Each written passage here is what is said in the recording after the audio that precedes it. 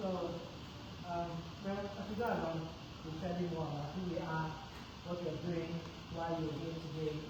So the opening prayer, the Secretary of the Foundation is Amiediki Emmanuel Georgewill.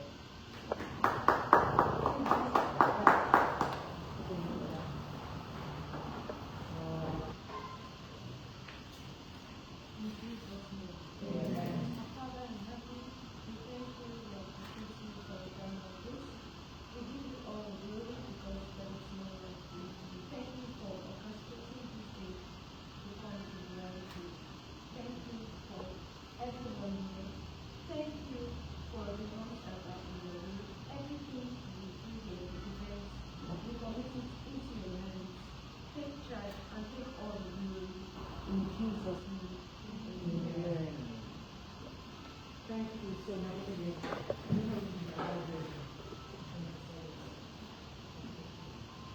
So, today is the 14th of November, and it is my son's birthday, but that's not why we're here. We are here to mark World Diabetes Day, which is marked every 14th of November. It's an internationally acclaimed day, and it is for people with diabetes all over the world, just to let the world know that adults, children with diabetes are not forgotten. And the theme for this year is bridging the gap and breaking barriers. Bridging the gap for lapses that occur with diabetes in terms of healthcare, affordable healthcare, accessible, healthcare, funding, and just general needs about diabetes. Here in Foundation for Child Diabetes Awareness, we are particularly interested in children with diabetes. We have a small community here in Port Harcourt where we advocate for children with diabetes, and even though our foundation is not hasn't been around, it has actually been around for a while, but we've just started really very active. This year we are here to advocate for children, to tell them that we are here, they are listening, we care, we see. So thank you very much for coming. Thank you, Moan, for coming. Moan's daddy, thank you for coming. We are waiting. Thank you, Waterpit Foundation. Waterpit Foundation is another NGO. They have their founder, Ms. Lolia Adibo, who is now a friend and also a colleague of mine. She's in the US. She's a diabetic physician, a big diabetic physician there. So she also refers children, because I deal with because my foundation is basically for children, but she does adults. So if she has cases with children, she refers them to me, and then we see what they can do. Welcome to Amiediki. So welcome everybody, and we will, today is not like a very long, drawn-out occasion. It's not a very long, is it better? It's not a very long, drawn-out occasion. So, just feel free, relax. I'm sure you have a bunch of questions to ask. Just know that this is, I call it home for you, but you can always, reach us here, Foundation for Child Diabetes Awareness, and listen to you and see whichever way you can help. And thank you, Dr. because she's a public health specialist as well, and she learned about my foundation just a couple of days ago, and she's really appreciated and willing to support me to reach out and more people, do more sensitization. So thank you, Dr. I really appreciate it. And then we have our dietitian here, Mrs. Rita Akalazu. Rita is a renowned dietitian, and she has actually participated in the last diabetic camp that we had was it in March or May? In May, yes, and so she was the one that did the presentation, and she did a brilliant job. So basically today she would be the one that is the main person here, and she's going to tell us about food and diabetes, and it is diabetes for us, bridging the gap with good food and well-being. And it's not just for diabetes. with fried rice. It's not just for them. It can be eaten. This meal is for everybody. So even the non-diabetics here, thank you for supporting us, and you will learn a lot. That diabetes is not just because you're diabetic, it's just about lifestyle really. So you will learn a lot free of charge with the presentation that the dietitian will give us today. So going forward, I think I am done with my little welcome address, and we will go on with our talk on carbohydrate counting. So you're very welcome.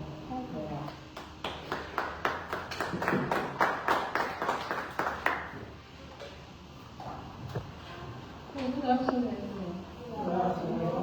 Okay, today we'll be looking at carbohydrate counting. And one thing about that is all about the sugar or the glucose in the blood. And when it comes to type 2, there are about the resistance in the insulin, that is the hormone that regulates the glucose in the blood. But in the case of type 1 diabetes, now there is what a destruction of that beta cell, that is the pancreas. And so the pancreas does not produce insulin, which helps to regulate this glucose level in the body. So they need insulin injection to be able to control this glucose level. All people are getting it. So because of that, there is need for them to count their carbohydrates, because if they do not count their carbohydrates, the insulin they are taking might be too high or too little to be able to regulate the amount of glucose that is in their blood. I hope they are getting it. So I prepared a slide, but since there is no project, I will actually use my phone. And again, one thing about diabetes is that most times we relate to people, and because of the diabetes, they restrict themselves in some certain kind of food, especially carbohydrates, just so that their sugar level will not go up. And because of that, you see them being malnourished over a time because they lack some vital nutrients that are in certain food. And so we are telling you today that even if you are diabetic, you don't need to restrict any food. It's all about portioning your food. It's all about knowing what you're eating. So for a diabetic patient, whether you are a child or you are an adult, you need to eat healthy. And eating healthy means that your food must be balanced, must contain the 6 classes of nutrients, which are the carbohydrates, the protein, the fat, the vitamins, and minerals in their correct proportion. And when that food is balanced, you know that you will not be deficient in any nutrients. Hope you are getting me. And so, one is that your food must be balanced. And how do you make sure that your food is balanced? That you make sure that you incorporate these 6 classes of nutrients, the carbohydrates. So your plate, look at your plate. Half of the plate should be fruits and vegetables. The other, the remaining half is divided into 2. The other part should be your carbohydrates and the rest was protein. So by so doing, it's fun that you'll be able to incorporate a balanced meal. So we call it my healthy plate. I hope you're getting me. Now let's move over to carbohydrate counting. What is carbohydrate counting?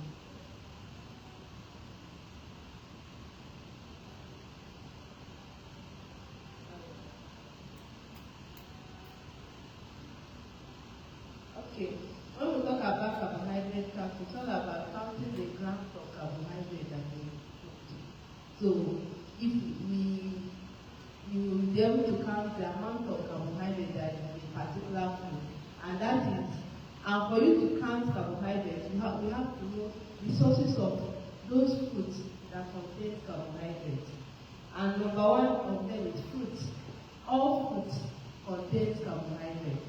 And so if we're able to determine those foods that contain carbohydrates, we'll be able to count the carbohydrate that is there.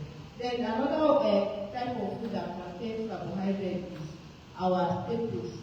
The rice, the yam, the plantain, they all contain carbohydrates. Then we also have vegetables.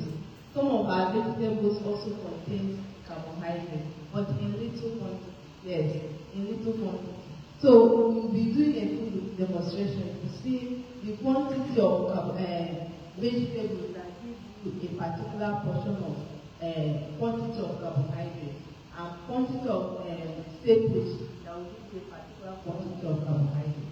I hope they are getting it. Then we also talk about our legumes, the beans, the green, all contains carbohydrates.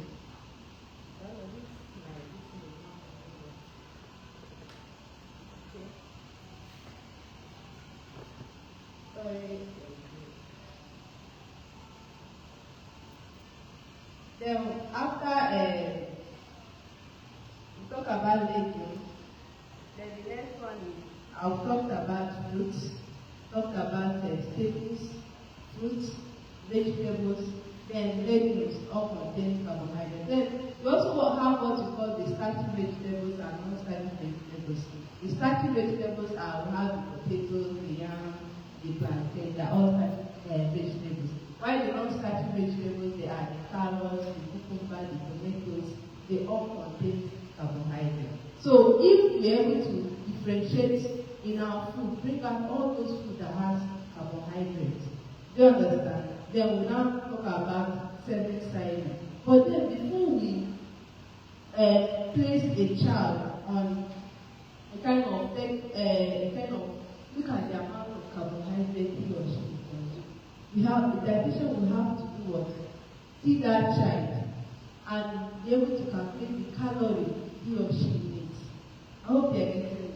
Now, for children, it's not about telling them eat 5 grams of carbohydrates. Because of the growth, development, and all that. So we calculate their calories based on their age and their activity level. So I might say that this child, maybe a child of 3 years, should be placed on 1,500 kilocalories.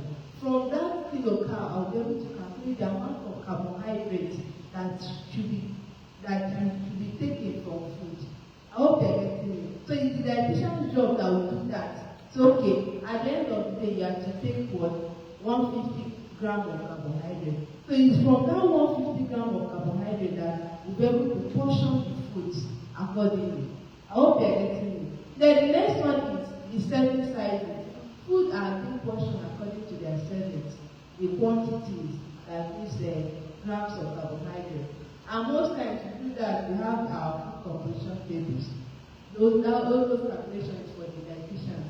But then we are able to portion it in such a way that we can translate it to our patients. We tell them, take this portion. This portion can give you approximately this amount of carbohydrate. I hope they're getting it. So some of the foods are portioned accordingly. And most times, for diabetic patients, some of those foods are portioned according to that contains 15 grams of carbohydrates. Now let's talk about our series, our staples. Now we have this cup. We'll talk about our staples, like the rice. This is half cup. Now when you measure this cup, it gives you what? 15 grams of carbohydrate. So for a child that is eating, or the parent, you want to give your child rice, and you give 2 cups of it, means that the child has consumed 30 grams of what? Carbohydrate. I hope you are getting it. Now we'll talk about fruits. Some of our fruits, especially most fruits, because of their different quantities of carbohydrate, you might not really portion them accordingly. Do you understand? So we have each one has its own portion of the quantity of carbohydrate it contains. Now, when we talk about, I don't know, I want to use that thing so that as I'm talking, I'll be showing you the foods. Now, when it comes to fruit, for example, orange, the medium size of an orange contains 15 grams of carbohydrate. Do you understand? Now, talk about the pineapple. The size they sell 200 naira size in the market contains 15 grams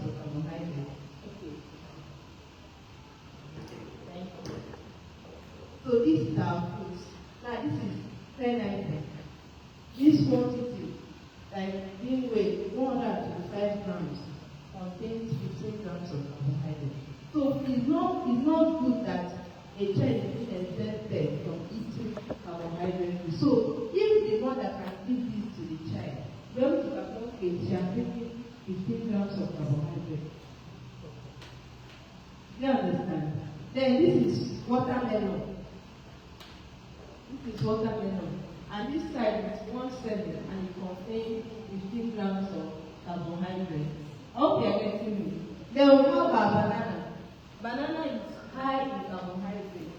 That's why just one finger of banana can give you 15 grams of carbohydrates. So for most of us that consumes banana a lot, you see some person they take up to 5, 6.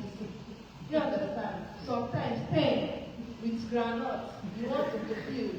Now, look at the top that is 15 grams of carbohydrate. So if you're able to take up to 10, imagine you take 15 times 10.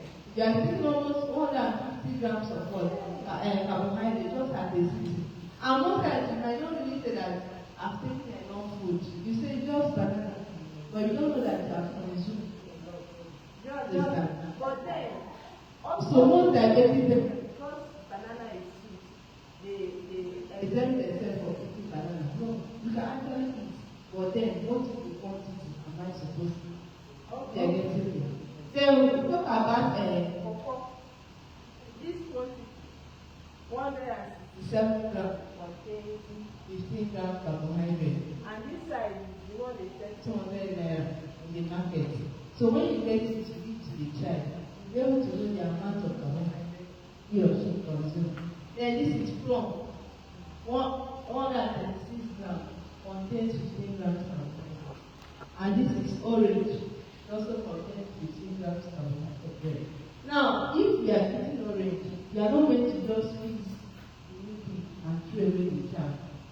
Also, it advises them that you eat everything because the fiber content will help to regulate the amount of glucose that is in the system. You understand? Now, there is one thing that fiber does. Fiber helps to slow the absorption of glucose.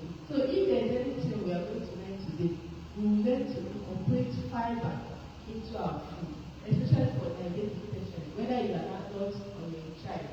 Because when I was talking about carbohydrate, when we eat carbohydrate food, the end product is glucose. So it goes directly to the bloodstream and then it increases the blood sugar level. So if the insulin is not there to regulate it, it becomes a problem. I hope you are getting it. But when we eat this food with fiber-rich foods, do you understand? The fiber will help to slow the absorption rate of this glucose to the blood. So as the child moves around, as you walk around, as you play around, the body will be making use of the need that is already in the system. I hope you are getting it. Thereby not spiking the blood sugar level so high. Then we talk about our vegetables. Now, most times vegetables are measured in a serving of vegetables is 5 grams of carbohydrate. But this one was able to portion 15 grams of carbohydrate. Now look at this quantity of egg. That the egg. This quantity provides 15 grams carbohydrate. Imagine you want to eat just rice and this. Maybe let me say this half cup of rice. Now when I tell somebody take this half cup of rice, take this too small. Do you understand? Now imagine when you take this half cup of rice and you finish this quantity of egg at the end, you'll be filled and you will not be hungry. Now you have thereby regulated the amount of carbohydrate that enter the system. Now imagine that there is no vegetables. You just consume up to 2 of these just to get filled. And 2 of these is just like how many? Let me say 2 of these, 1 of it is 30 grams carbohydrate, 2 of it is 60 grams carbohydrate. So you have consumed 60 grams. But when you consume this and this, you have consumed just 30 grams of carbohydrate. I hope you are getting it. So you have really reduced the amount of carbohydrate you have consumed. I hope you are getting it. Then we have cucumber too. This size of cucumber gives us 15 grams carbohydrate. Then we have our cabbage. this is portion, this 5 grams of carbohydrate, so this is 7 of vegetables. We also have our carrot. Carrot is also a vegetable. This constitutes 15 grams of carbohydrate. Then we have our apple. This contains 102. This is 15 grams of carbohydrate. So, like I said, talk about our serving sizes. So, number one thing you have to do is first that the dietitian will be able to establish the amount of carbohydrate a child will be placed on. I hope you're getting it. The second one you have to do is to list out those foods that contains carbohydrates. Then the third one is the portion sizes, that is the serving size, what each size gives you. Do you understand? Then the next one is portion control. Portion control in the sense that now you have this rice. Now this rice contains this half cup of rice and half cup of cooked vegetables. Now when you cook vegetables, I was showing the raw vegetables. Now cooked vegetables like ugu, water leaf, and all that. When it is raw, if you want to measure it using this cup. Now, when you measure raw vegetables like cucumber, like egg, cabbage, ugu, and all that, this 1 cup will give you 5 grams of carbohydrates. But when you cook this half cup, will give you 5 grams of carbohydrates. So when you are dishing out your cooked food, you know that cooked vegetables, this cup, this half cup, gives you 5 grams of carbohydrates. So it is necessary that we get this cup. It's very, very necessary. We get our weighing scale.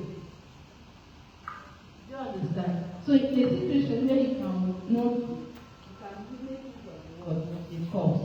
I hope you are getting it. So portion control in the sense that you can eat more than 1 serving. You must not necessarily eat just 1 serving. So if you know what a serving is to, you can decide to take 2 or 3 to be able to achieve your aim. I hope you are getting it. Then the next one we have to do, like this right now. We have the rice and we have the vegetable in it. This rice is half cup, so it gives us 15 grams carbohydrate. And this cooked vegetable is half cup, gives us 5 grams of vegetable. So the total amount of carbohydrate that you need is just 20 grams of carbohydrate. I hope you are getting it. Same thing with the beans too. This is 20 grams of carbohydrate. Same thing with our yam. When you measure your yam, plantain, cut it into cubes, put it here, gives you 15 grams of carbohydrate. So this is how you can portion your food. So you can eat more than 1 portion. I hope you are getting it. You can eat more than 1 portion. We are going to do a calculation. I will just bring out like a case.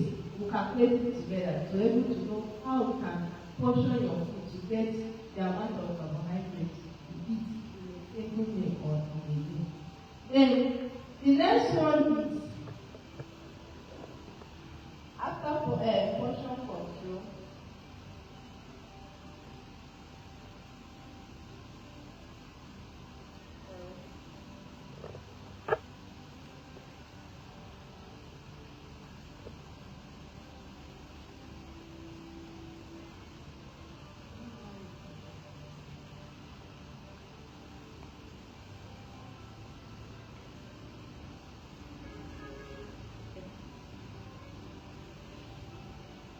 After portion control, the next one is use of tools.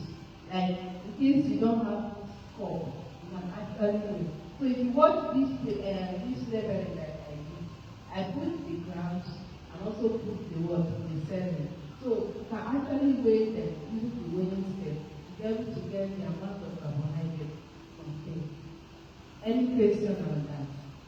So why do we do carbohydrate counting? The essence of why we do carbohydrate counting, especially for type 1 diabetes, because to be able to dose the insulin that we give them.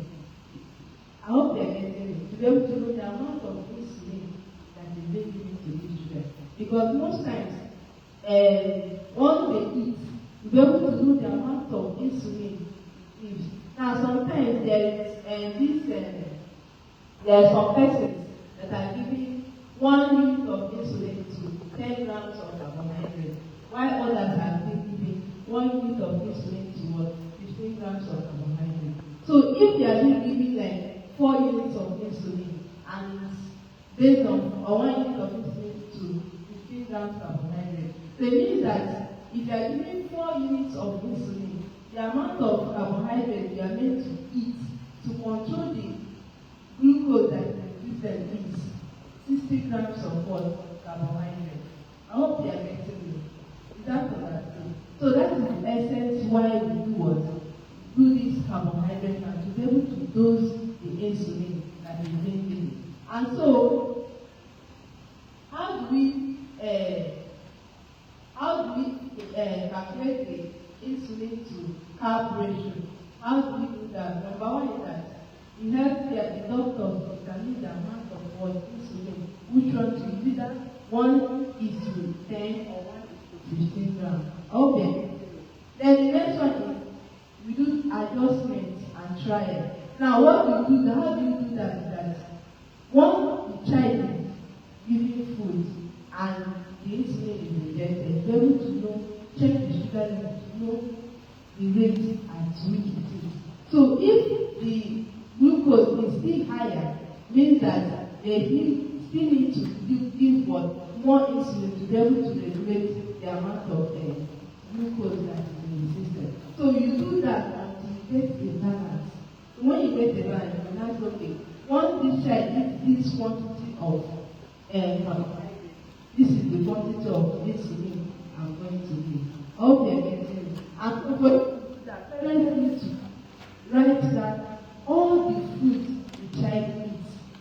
So if you are eating in the morning, write down all the things. For example, in the morning, you want to give the child breakfast, a slice of bread, tea. Do you understand? You know it's okay. I'm giving 3 slices of bread. I gave 2 scoops or 3 scoops of milk. Now, a slice of bread is also a 7, and it also gives us 15 grams carbohydrate. Do you understand? Why 3 tablespoons of milk also give us 15 grams carbohydrate or a cup of milk? So, if you're able to write down all the things the child eats, maybe 3 slices of bread, 3 tablespoons of milk, 1 banana or 1 apple. Do you understand? When you take the dietitian, look at what he or she eats. You're able to calculate, okay, 1 apple, 15 grams, 3 slices of bread, 45 grams of carbohydrate, then 3 tablespoons of gives us 15 grams. You're able to calculate 45 plus 15, which is 60 plus 15, which is this 70 or so. 60 plus 75. You're able to know that this child consumes 75 grams of carbohydrate. I hope they are getting it. So this is how you calculate. So you write down all the things the child has eaten to be able to know the amount of carbohydrate he or she has consumed. Any questions so far? Then let's do some practice. Now we have a child of 3 years who is being placed on 1,500 milligrams of energy. Now, if by after calculation the child's carbohydrate is 206 grams in a day, so we say that this child is supposed to consume 206 grams of carbohydrate in a day. So how do we do it? First of all, we do what is called a ratio. We do 2:2:1. We say that we know there are quantities that will come from breakfast, quantities that will come from lunch, and quantities that will come from dinner. Do you understand? So we do 2:2:1. Now, after doing that, that's okay. 2/5 divided by what? That's 206 grams. At the end of the day, we'll be able to get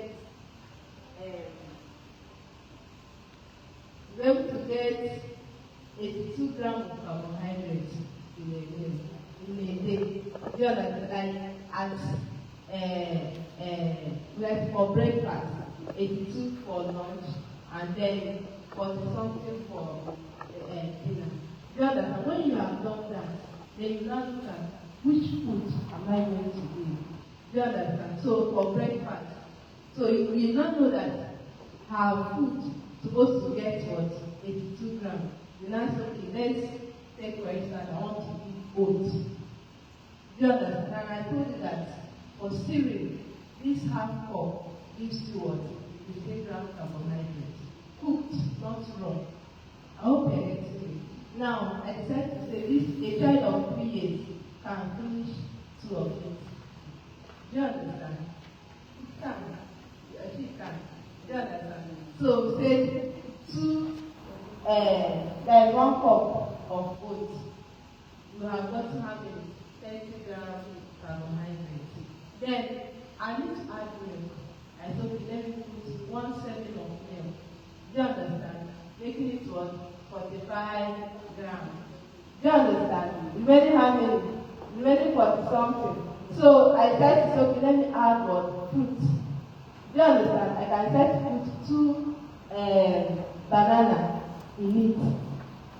Are you getting it? So I'm getting close to the what quantity which that child is. So that is how you go to calculate this and this and this. So for here, what I did was I used a slice of bread. I used 3 slices of bread, cup of milk, 2 fingers of banana, and then half cup of cucumber.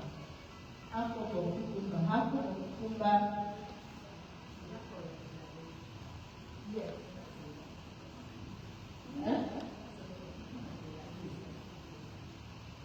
A child of this camp, that's what we are saying, that for a diabetic child, you know they are taking it today. Now, you'll be able to calculate that this child needs 82 grams of carbohydrate for breakfast. It might not really be, you can try to share it. The child cannot finish that first at a time. You know, we have breakfast, breakfast, and lunch. So you'll be able to share these 2 between. So the child can take these 2 servings of that oat or 3 slices of bread with milk. Remember that I see that vegetables must go along with it. Do you understand? So for every carbohydrate food the child consumes, there should be what vegetable that comes along with it. That vegetables contain what fiber that will help to do what slow the absorption of the carbohydrate. Do you understand? So we have breakfast, 2 slices, half cup of milk, 2 fingers of banana, then half cup of cucumber. At the end of the day, this gives me 82 grams of carbohydrate. Then for lunch, I have 1.5 cup of jollof rice, half cup of vegetables, 1 cup of fruits. Also gives me 80 grams. Then for dinner, I have 1.5 cup of tea, which is 45 grams. Do you understand? So these are ways you can incorporate food. So if you actually know what each serving gives you, it will be very easy for you to calculate. I hope you are getting it. So just get it in your mindset that for cereals, the carbohydrate groups, that these half cups give you 15 grams. Do you understand? And then for even legumes too, this is 15 grams. Then for fruit juice or fruit smoothie, this half cup gives 15 grams. Then for every vegetables, cooked one, half cup gives 5 grams of carbohydrate. Then for raw vegetables, 1 cup gives 5 grams of carbohydrate. So if you can calculate that, then it will be very easy. And you also need to work with the dietitian, because most times there are other foods that need to be included, like the fruits, the juice, the sweets, and all that. Then also, I forgot to talk about packaged food. Packaged food also need to calculate the amount of carbohydrate in these foods. And how do you do that? Most of these packaged foods, called nutritional information. Do you understand? So when you get it, the nutritional information, you look at the carbohydrate content. And most of them are being recorded per 100 grams. Per 100 grams. The quantity of those nutritional information is per 100 grams. Now, for instance, let me say that this is a packet of biscuits or a pack of biscuits. And what is written in the nutritional information is that per 100 grams of this biscuit is 20 grams of carbohydrates. But the quantity of biscuit that is there is not up to 100. I hope you are getting me. Maybe it's just 20 grams. So you need to work it out. Do you understand? If 100 grams of this biscuit gives me 20 grams of carbohydrate, what would 20 grams of this biscuit I want to gives me? So at the end of the day, you get like something like either 4 grams or so. Do you understand? You be able to say, okay, this child is taking 4 grams of carbohydrate. If the child decides to take 2 packs of that biscuit, it means that the child has taken 8 grams of what? Carbohydrate. How people are getting it. So for packaged food, you also read the nutritional information to know the amount of carbohydrate it contains. Then for our normal food, we have our cups, we also have the weighing scale to be able to know the quantities we are going to get. Thank you very much. I don't know if there is any question.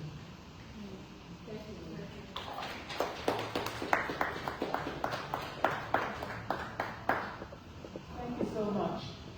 And what I want to ask is, okay, where can they get the measuring cups? They can get it in the market. What those data, those that said they need to so not just these three, they also have the school. Okay, yes, Comes together. and then also, I mean, like my own base, because apart from having a diabetic child, I'm also diabetic, so a double one. So I try to, I mean, even though, yes, like all these things she said, yes, are fine, but you also have to realize that this is when you're taking your insulin, and you know, yes, you're not taking it without insulin. If not, your sugar is going to spike really like seriously, and you'll be totally out of control. That's why, and then also for me, I find that like my child, you know, like with the carbohydrates, I also pair it with protein because it helps with, now this is me speaking from experience, it helps with spiking of, if you just take the carbohydrate, for example, just 2 slices of bread, for example, without putting any protein, it will spike. But if you're taking 2 slices of carbohydrate and there's a protein thing too, now I don't know what if I do it, for example, that helps to mitigate this. Yes, it doesn't spike that much with your insulin, depending on the amount of insulin that the endocrinologist take with that quantity of insulin. So they both work together. The dietitian will get your meal plan for your weight, your size, and all that, and then the endocrinologist will now tell you that how many the quantity of insulin that you need to. Okay, thank you very much. Remember, at the beginning when I started out, I talked about balance of diet, so that your food must be balanced. That you are diabetic doesn't mean that you need to accept. So your protein, your carbohydrates, your fat, your vitamins, minerals must be present in your daily meal. It's very, very important. Because once any of those is lacking, you become deficient in some of the nutrients. And there is what we call micronutrient deficiency. We call them eating hunger. It doesn't mean that the person is hungry. It means that the cells are lacking some vitamins. And those vitamins are also some of the food that we are so it should also, when we are eating, it's not just eating food. It should be intentional about the food there. Whether it's type 1 diabetes or type 2 diabetes, we have to be intentional about our food. You understand? So know the I want to in a day, before you wake up, or when you wake up in the morning, you plan your meal, what I'm going to do. It really helps you moderate the amount of food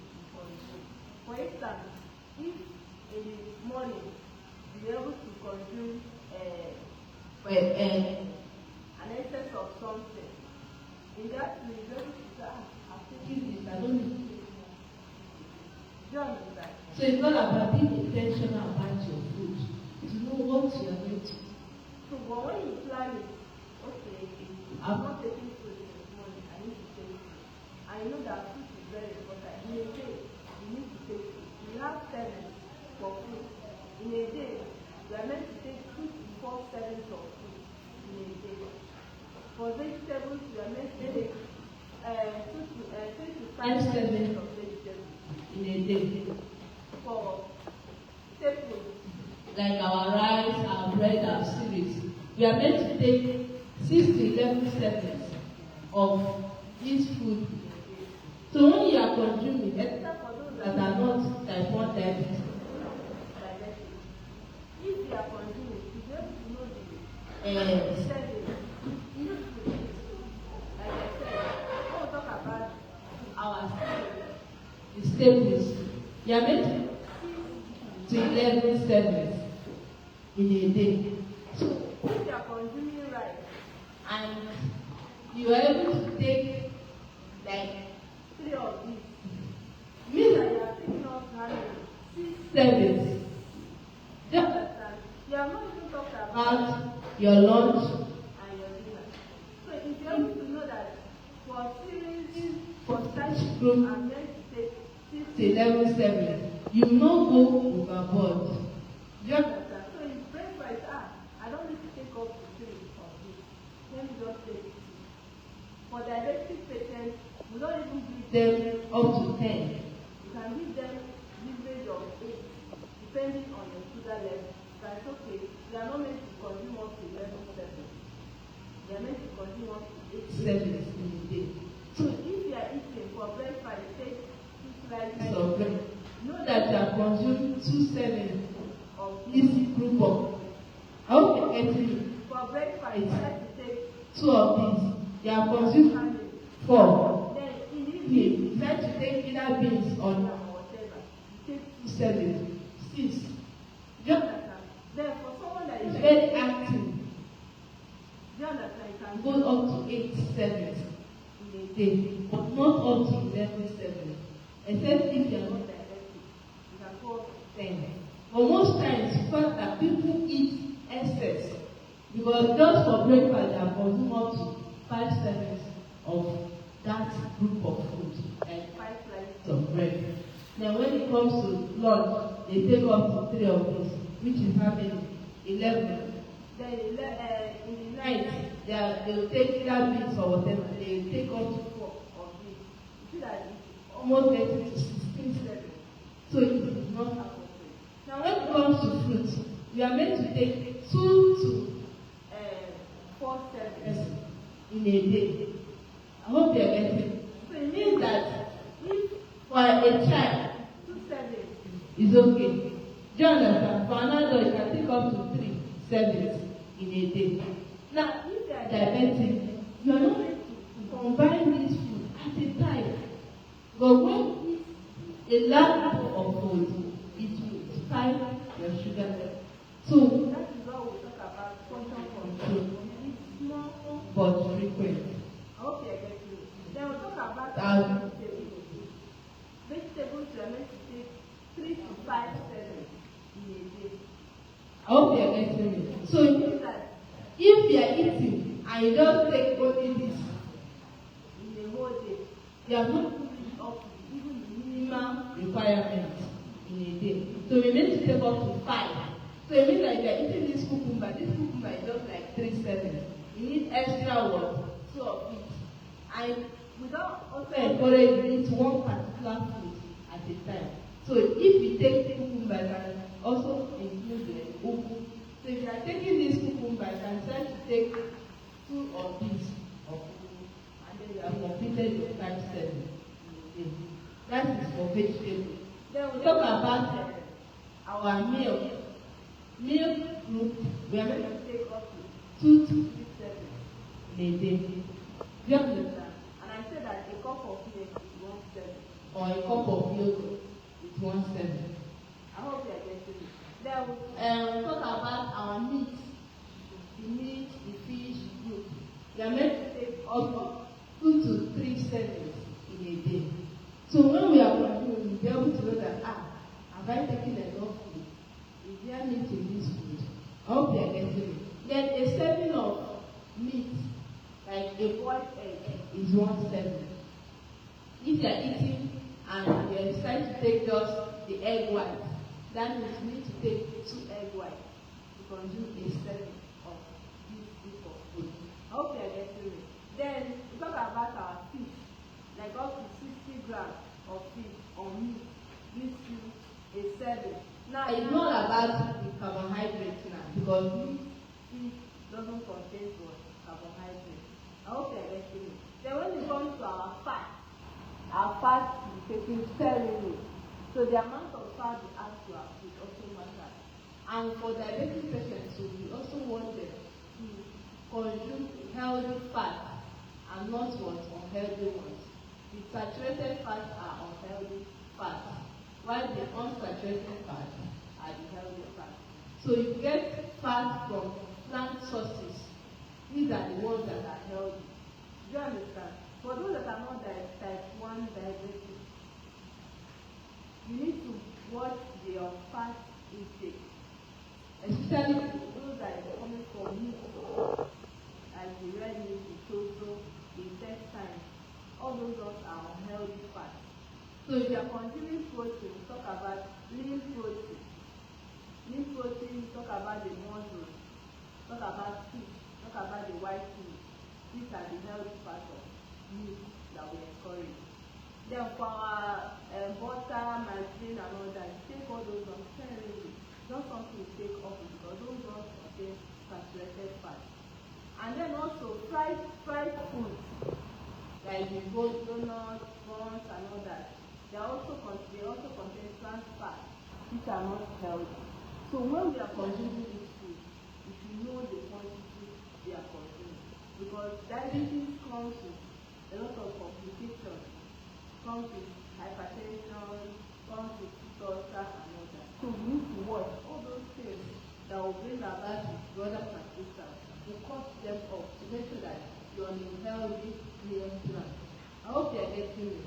Then, which other group I've not talked about? Then we also talk about nuts and seeds, herbs. These foods are high in protein and also high in antioxidants. Now, antioxidants help to fight free radicals in the system. Now, free radicals are those ones that they come from based on our daily activities. They come out. They are in the system to cause harm, cause inflammation. Before you know, somebody just develop one kind of disease, joint pain, arthritis. Do you understand? Diabetes, hypertension, just develop, even when it is not in the family. Free radical causes all those things. But when we eat food that are high in this, that are rich in these foods, like the ginger, the garlic, all these foods, they are high in antioxidants. We call them anti-inflammatory foods. Do you understand? They will help to fight these free radicals that are in our system. So they fight them so that they won't cause these problems in our system. Then we take enough water. Water is good. Water will help for excretion deterrent, for keeping the body temperature good. So we need water. So all these things. So when you are eating, make sure you be intentional. Check all these foods. Take the servings you are consuming. If I consume up to 5 servings, I know that I just need just 6 servings to complete my cereal and special food. Do you understand? So when you are other foods, you know what you are doing. But for diabetic patients, portion control. And then skipping of meals is prohibited. You are not meant to skip meals just to make your sugar level go down. Do you understand? Because when you skip meals, you are even worsening the matter. Do you understand? You have already fasted in the night. So you assume that breakfast, you should eat your what? Breakfast. So the quantity is what matters. So you eat your breakfast eat little portions. You understand? You eat your lunch and eat your dinner. By so doing, see that the body, because it's not just the diabetes that we are controlling, the body also does other metabolic processes that is going on, not just the diabetes. Do you understand? So if you deny yourself other foods, then you are denying the metabolic processes. You are putting them on a halt just for the sugar level to go down, and it will not be good for us. I hope you are getting it. So we need to eat and eat our 3-square meal is very, very important. And then eating a large portion of food at a time is not also good. Because when you eat a large portion, it will spike your sugar level. Then we also have foods that are we call the low glycemic index and high glycemic index. Now, like the beans, the rice plantain, they are low glycemic index. The vegetables, they are low in glycemic index. But something like the fruits, they are high in glycemic index, like the banana, the watermelon, they are high in glycemic index. I say when we are consuming them, it's low. But then, most diabetic patients, they find that since beans doesn't have much, that since beans is low in carbohydrate, is low in glycemic index, then you need to consume so much. That is what we call glycemic load. Now, when the glycemic load is high, it becomes very difficult. Do you understand? So it will keep the blood sugar level raised for a longer time. So it doesn't necessarily mean that because you are consuming a large amount. I hope you are getting me. I met a patient and the patient was telling me that he takes only beans and rice plantain. When I inquired what quantity of beans do you take, just as a meal, he takes this cup up to 6. Because he thinks that beans doesn't have the carbohydrate. So he consumes 6 of these. 6 of these is just how many times? 6 times 6 is just 12 cents at a city. Do you understand? Then talk about the unripe plantain and all that. Then I will ask you, since you are consuming only beans and unripe plantain, has your blood sugar level come down? No. You still have to go to the hospital. So it's not about the ones that are low in glycemic index and all that. It's all about the quantity, the portion, how you combine it, and when you eat it. That is what matters when it comes to diabetes. So vegetables is very, very important in their meal. What will help them to control their sugar level. I don't know. Thank you very much.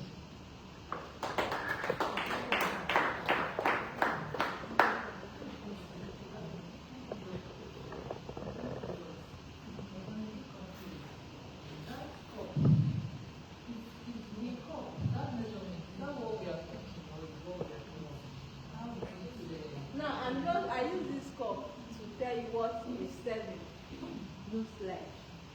So and I say that if you're able to know what the serving looks like, you'll be able to combine it so you can eat more than one serving.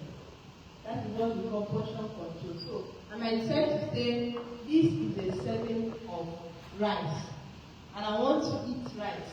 I want to take up to 4 servings. So if I'm taking up to 4 servings, I'm taking just 4 of these. Do you understand? That makes up a portion of that food. Do you understand? Now, for a diabetic patient, I might say, okay, I don't want to give you up to 4 portions, 4 servings. Let me give you 2 or 3. Do you understand? Depending on the sugar level. Are you getting me? All right. I would do for my own meal plans, and I think I've been very successful with having food diabetes for about 20 years. If I take a serving of this, I'll probably take my, for mine is very provided. I'll take my vegetables, a lot of vegetables, because I want to be full. Yeah. Because for me, I've kind of like psyched myself about, I want to be full. It's not so much like, maybe excluding this or excluding, but I'm conscious about my settings, and I'm conscious about my portions too. So I'll take this rice, I'll take my veg, whether it's Augustine double or cabbage or whatever, I'll take my protein. So I like having the 3 things in a meal, and that will fill me up. So I won't take maybe 3 of this. I won't do that, no matter what I have. So that is how I like to combine it, whether it's low, whether it's high, low, high, like 7 index. So I'd rather just do that. And then I also prefer to eat small meals, like 5 small meals a day. Yes, that's 3 main meals. Yes, so I'd rather do that. And then my in-between, my go-between might be the food. Yes, so I'll snack in between to make up my 5 meals. So if I have my breakfast, so my snack will probably be maybe an apple or half an apple or something like that. Then I'll have my lunch, then I'll have another snack, then I'll have my dinner. And then I also like to do my dinners to be a bit low carb. Because I don't want to have like spike overnight, so I'd rather have maybe my pepper soup with veggies or something, like that. But I'm not on insulin, so I can't really say, because those on insulin is a different problem altogether, because you don't want to dip, you don't want your sugar to dip overnight. You need to have hypo overnight. You don't want to have the hypo overnight. So that's what the teacher will come in and let you know what you're going to take. Like if you don't have the hypo and the number of times to test, through the night, just make sure that you don't have the hypo. So yeah, but it's a plan, like you said. If you plan your meals, you need to plan your meals. It's not a random thing. Like you wake up in the morning, you just open your fridge, and anything you see, you eat. You need to plan it. If you can plan it for a week, I know with this pain economy, it's a bit difficult, but if you can plan it, just let me also stay for a week, but like every couple of days, it works much better. It works much better, so you just know that, okay, I'm going to. And then the alternatives, that you need to feed yourself up. You don't have to be that expensive. You can be like a lot of food that you just steal for like 3 minutes and throw in some fish and some inside and just drizzle a little palm oil on top, just to add it with your rice and all that. So, just to feed you, but you need to be full. And like she said, you don't want to start yourself and say, oh, I'm eating so much. It's better, I know, at least with my daughter, that you don't starve yourself, but maybe you make it up if it's been bad, you make it up with the amount of insulin to correct that mistake and all that, but not that nobody will say, go and starve. Your sugar is bad, so you starve, so you can't starve. You just have to eat, but regulate it with your insulin until things now settle down a bit. Okay, and I have an issue again I want to address. There is this patient I met at the clinic. She did not eat in the night because she was coming to the clinic. And then the reason why she did it so that once she tests her fasting blood sugar, it will go. So that the doctor is okay, it's not good. But to her own surprise, it came and it even became higher than it was. So she started crying. She was like, that she didn't even eat last night. So why did the sugar level rise? So I was not telling her that stress can cause it. Because you are too anxious, you want it to come down. You don't want your sugar level to be high. Please. And over the night, the body, all your body is disturbing. You are even restless because you are hungry. Do you understand? Stress can trigger a spike in your sugar level. So you need to do what you eat, and you don't need to starve just to make your sugar level low. Instead, it will go higher. Then again, there's another issue again with patients too. They take a lot of water to bring it down. So that practice is also wrong. Like mommy said, portion control is vegetable. Help you. You can stay as long as having meals. Do you understand? But you say, I want to drink bitter water to bring it down. Now I give you an instance. You eat food. Let me say, I don't know, I like to eat my cup. Now I eat food that has 20 grams of carbohydrate. Do you understand? And then it's 20 grams of amount of carbohydrate. carbohydrate 20 grams. Now I try to take Italian water. Is it not still 20 grams of carbohydrate? Now what if I decide to say, okay, instead of taking the 20 grams, let me divide it into two, take half. I've reduced the amount of carbohydrate that enters the system without even taking Italian water. I hope you're getting it. Some persons, they want to drink mineral. They'll dilute it with water and still finish the mineral. Do you understand? These are what diabetic people can do. They say, no, it's too sugary. You add water and then they'll finish it. If they don't practice, please, if you are doing that, then stop. Instead of finishing in one bottle, why not, okay, take water or even just very small, just to have a taste and then drop it, than finishing everything. Do you understand? We are just deceiving ourselves. So we should also know how to do that. I hope they are getting it. Then that Italian water that we are drinking, it will go a long way. Over time, you see them coming down with kidney problems. Because as you are taking that Italian water, you are squeezing Italian, you are squeezing this and everything. You are putting the kidney with so much work. The kidney is overworking, trying to remove excess weight.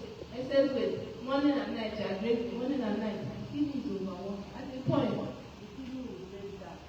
So if you are doing that practice, stop. Instead, portion control. Thank you very much. Is it only me and the consultant? Okay, yes, please. Victor's mom. Yeah, please, you can come forward, please. Okay. I don't have any English one. Victor's mom. I have a complaint. Anytime I give my son this, his sugar is always very high. Yes. And I always put vegetable with it. But it will still go very high. When I mean very high. But if I do it in a way of moi, the sugar will always come back to be normal. So I don't know why it's always like this. Is it not the same beans we are talking about here? And secondly, if he takes this apple, I think the red one, sometimes I give him the red, sometimes I give him this one. Sugar will still go very high. Very high. And I have something I experienced, that was last 2 weeks. They had a party in their school. I was not around. So when I came back, they gave me mineral. I didn't know. My girl was not even aware. So I think it's because of the throat or something. He came back. He didn't tell my girl too. He took the whole Fanta. So when I came back, if you see me that day, I was not myself. I checked the sugar immediately. You know that sugar was 4 something. Yeah. Okay. Maybe that is because maybe he was very active in the party. Yes. Yeah, they did a party that day. I know, so he might have been active, but exercise also helps. So he probably burnt it through activities, exercise, which is something else I wanted to mention.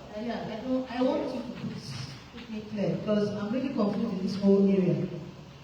Because that mineral, he drank the bottle and threw away the bottle. So the teacher now called me and said, Victor was not supposed, she made a mistake, she didn't tell my girl. So I said, Victor, where's the mineral? He said, Mom, I finished it because he has speech issues somehow. So he said, Mom, I finished it. I said, okay, let me check your sugar. When I checked the sugar, it was 4%. So I'm not surprised. Why with beans, he said, bring down the sugar. Always take the sugar very high. But no, more money brings down the sugar very high. That means you won't eat beans anymore. But with mama is control. I don't know the quantity of beans. You can't say small. Okay, you do this.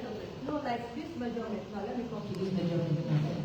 I don't have to, but if you ask him every time I give him rice, I think this measurement just takes a very little rice, not much. And I always do more at home. I put my mama in the fridge. I put the vegetable. There was always vegetable. There's always more with him. But the beans too. The beans. Let me just say like that. But the beans will be more than this. A bit. Because I feel beans does not hold. Instead, it makes you hungry. But then I always put unripe plantain in it. But if I tell you when I check the sugar, it's always very high. And why? Because I do it like that. Because he goes to school.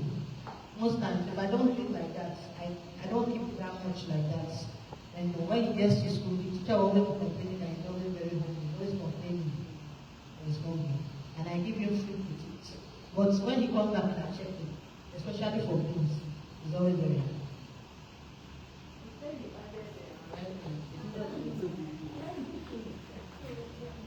I would like to contribute to what she has mentioned. Thank you. Because Mom mentioned you put plantain, you put or vegetable, you put rice. No, not rice. Little portion, right? Little portion of rice. I heard that. No, that's not the same meal.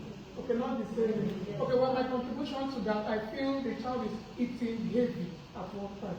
Because you mentioned portion control. It should be frequent, not on a heavy plan. Heavy setting. Very they are myths, they are experiences to have. Okay? What we like here is nutritional management of the different classes of food. So the assumption is that you look at all the classes of food that the child eats at that time, document it, dietary documentation. You observe what you gave with the moi with, also observe, also document it. Then we can make a real holistic decision.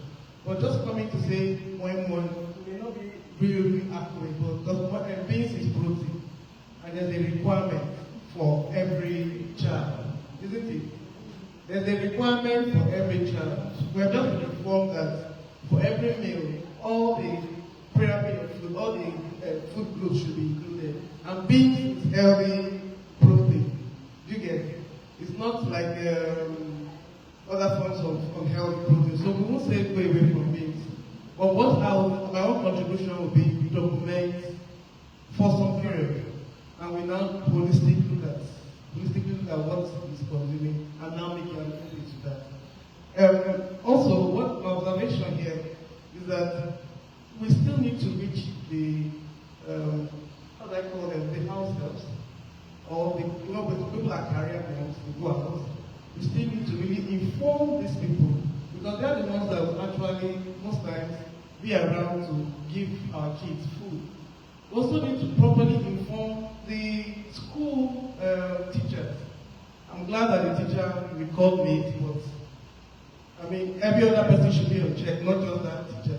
The principal, should also be there to watch the child. I mean, it's part of their responsibility too. Also, we have to understand that as these kids get to puberty, because the energy consumption will be higher than what they used to consume. Assuming that the child was diagnosed when he was 8 years or she was 8 years, by the time she's 13, 14, it's a different ballgame. What you are giving to the child at that time will be different from what the child wants to. And again, you must also realize that they also consume a lot of fatty food without your knowledge. What you give to them is different from what they buy around and eat. So you may not assume that what you gave, the child was eating. I'm just saying. You understand? I can give you an example. My son came to me yesterday and said, oh, there's somebody in your level that always come to meet me for chicken. And he's the 7. I said, why is that for chicken? Is he a brother or a day student? And he said he's a day student. The boy just likes my food. So many practices happen in the school that you may not know. So that's my own contribution to it. When the child is getting to puberty, energy level increases. Of course, activity also increases. The child will want to play more. The child wants to go out. So it's now a matter of eating.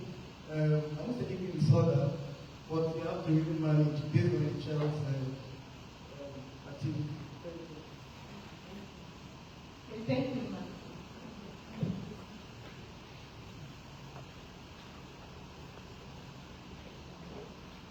Think about control. Naturally, children like ice cream, chocolate. So how do you control?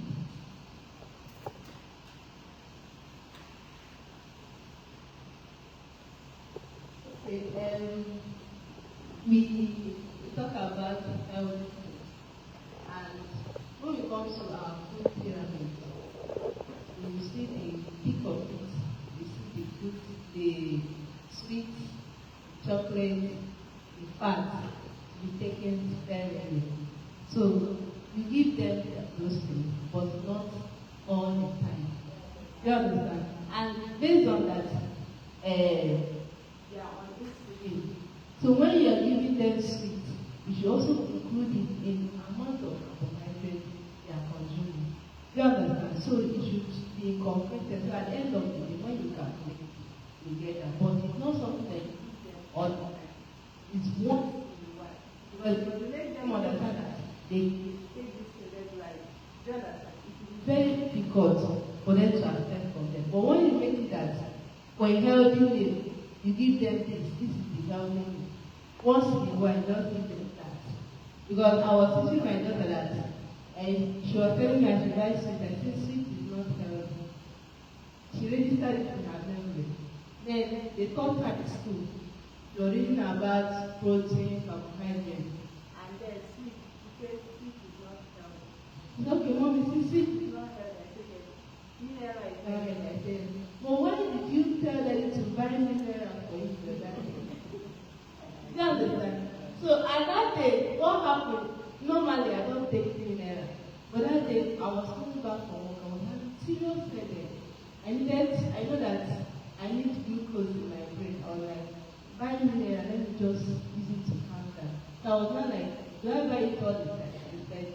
So what I'm trying to tell in essence that it has registered in her mind that these ones are not healthy. So even if you give them just for a treat for that time, but not something you give them regularly. And so when you give them, you calculate it in their meal so that when you're giving them insulin, you're able to dose the insulin properly. Okay. Then for one thing, I don't know. When the beans itself has fiber. Do you understand? Beans itself has fiber more than the oil. Are you getting me? But the angle you came in now, you said they used to add unripe plantain in the beans. Now I told you about the glycemic load. I said that when the glycemic load is high, it will keep the sugar level higher longer than is required. Than when the person takes a high glycemic load that is just little, it will just raise and it will come down. Do you understand? But when the load is high, it will keep it high for a longer time. So when we are giving those food that are low in glycemic index but high in glycemic load, you should know how we do that. Then another thing again, you should also know what food did he take before eating the food. Do you understand? It might be that the insulin you gave was not able to control the amount of carbohydrate that is already in the system, and you just still give another one. So maybe anytime you take this, you see it should not be like that. Do you understand? But this is higher in fiber than even the one, because one you remove the seed coats and everything. Do you understand? But the beans, everything is there. So if you are giving beans, I think you should do only beans. Then add more vegetables. Then reduce the quantity of beans you are giving. So by so doing, not fine. Thank you very much. Because I tried that, reduce that quantity of beans by half and then make it up with vegetables and then test it again and then test it. I wanted to ask you about, you mentioned last time about cassava fufu. Yes, and that it doesn't spike the sugar. I didn't mention it to her. And I'm very, very curious to know that because I love fufu as well. I'd like to make it an alternative for me, instead of eating egg or maybe I'm being technique and but I love fufu. So if it does not spike my sugar, then that is where I want to be. Okay. Okay, for that one, I told her last time. And I tried it for something. My husband had sugar, but not this type 1. My dad was also type 1 diabetes patient. But I know when I was growing, he was taking insulin.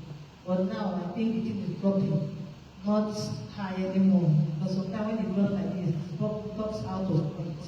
So I took that one to know about when it happened to my son. I tried something that was once in a while. I also try it once in a while, but not always. I don't do it always. I did a lot of okra soup that day. I put a lot of vegetable and okra soup. You know, bought this seafood in it.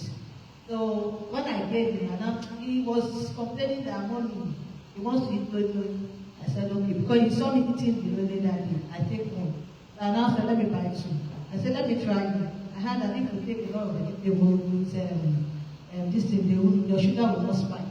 So I gave him one lolo that day with the vegetable, a lot of vegetable and okra soup. You know that when I checked him, because I normally check him after giving him, you know, that's 30 minutes after I gave him. I checked 30 minutes after or 2 hours. But even in the evening, when I checked him again, because I gave him down meal around 2 when he came back from school, I now checked him again in the evening.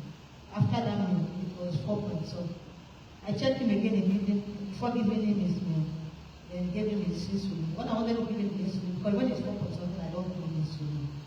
That was what he told me. That when it's 4 points, I don't give him insulin. But when I checked him, it was 4.2. I didn't give him insulin. I tried that same thing again the next day when he came back from school. It was still 4 point something.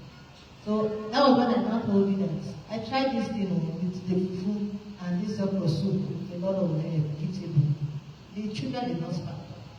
Even till now, I'm still doing that once in a while, not always. When I give him like that, if I check him in the evening, the thing will be 4 points. Highest is 5. It doesn't spike more than that. But sometimes all this normal food, when you give him and you want to check him, it will spike to sometimes 8, 9, you know. But this one, with the fufu itself, it doesn't spike. That's why sometimes when you come back from the stomach, give me the fufu. I say no fufu today. Or today no fufu. So I do it at least in a month, I do it like 2 times a week.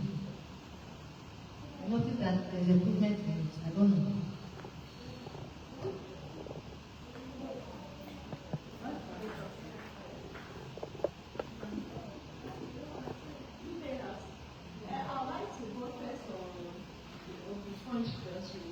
They are coming from 2 different things.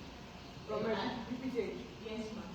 They just went from a seminar, and I went there to Australia. I had a doctor too, so I'm managing my about 7 years now. This particular issue, a dietitian was called upon.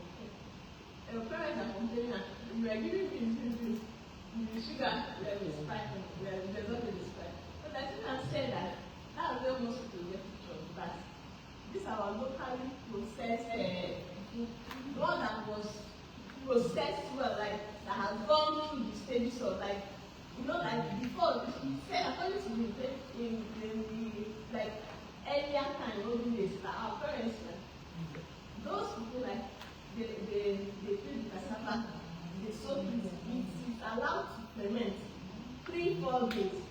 By doing so, that the cyanide content on the cassava has been reduced to the barest minimum, and even the glucose content is less. But if we can get, if we are able to get those local, those ones that show that has gone through the stages of the normal nutrition, that it is actually a lot better than all this really plantain for. That most times this one we buy in the market, they say it's really plantain for that. Most of them are chemically processed, and there's an additive that's been added. So you find out that okay, I'm taking plantain flour, I'm taking wheat, but there's a spike in the sugar level. But he will advise us to go back to those and again, he talked about soup modification. He said if we can, like, he said after all said and done, portion control still remains the goal. That we can be eating, and we can feed them a little. Like small, they're more of veggies. These soup, they're more of veggies. They're like you mentioned okra, say that you can make your okra enough veggies like spinach and other, and of course our normal protein.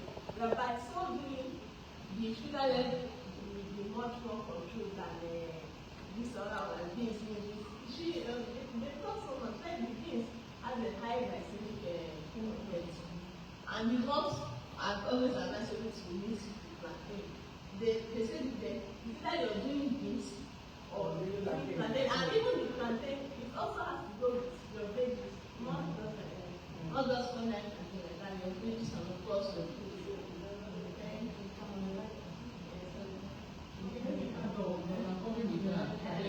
They still talk about Gary. Gary is a very good one.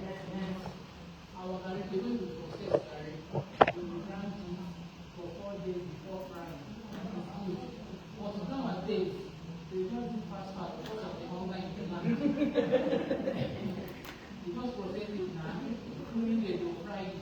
So if you are buying Gary, let's know the very Gary, no illegal Gary, not all these chocolate and others.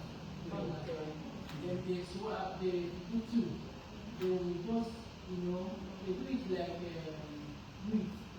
They put in hot water and water. They don't process it the way my mother, my grandmother, the way they used to do it. That's what causes this high sugar of the thing. Thank you. Good afternoon. I want to talk about, like they say, akam sharp. I don't know whether you are aware of it. Akam sharp. That one is very good. You use the sugar level. Because I don't know if I went to the teacher in UPT, so they had the if they want to advise, if you want to do akam sharp, when they finish watching the sharp that they are about to throw away, you call it as if you're doing something or something. Then you can add a little garlic to make it, because by the time you bake it, your tongue will be soft, very soft, so you cannot be able to mold it very well. So you can add like small garlic, or if you're using semo or whatever, you just add small to make it a bit tea, so that and I tried it, it really worked for me. So I want to find out whether But what is the nutritional value? Because I mean, like we call it chat. Chat. So what we call it? No, fiber. Yes. Because what the lady did here, she mold it. She prepared the way I just said now. That is what she's giving to the patient. You do with rapid like the food. Which is yes, inside the freezer. Put it inside the freezer. So most of the people that came there. So they were saying, when we come to the hospital, we will keep all these things. Our sugar level will come down. But when we get back home, the thing will not rise again. You really well, why it's come for some time because of this light issue. Because I used to preserve this light issue. But sometimes you find out when you're not sure of light, before you know to spoil like way to the day. So sometimes I still do.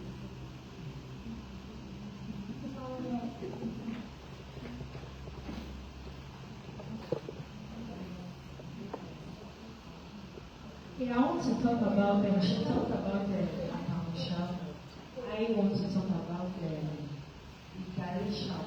After processing this garri, they will filter and throw away the shop. I was also taught by a dietitian that that shop that is being thrown away, that you can also blend, dry it, and also mix it with your liver. While making it, you mix the sharp. She said a fiber, and we tried it with my auntie. She's also diabetic for a very long time now, about 25 years, and we started recently using that garri sharp instead of throwing it away. In fact, we go to places where they prepare this garri, and we tell them, please don't throw away the sharp. We use it, but they don't know what to use it for. We come back, take it to the blender, blend it very well, mix it with that garri, while making it with it. We find out that it has been helping a lot. Yes, it has been helping a lot. And sometimes we eat and forget to check what best fits our system. Body system differs. What is good for you might not be good for me. So when you are doing all these things, it's not all about taking the fiber and this. What is good for your body system? While you are taking this, also check. After taking this, is this one good for you? Go with what is best for your body system. That's what I want to say. Thank you.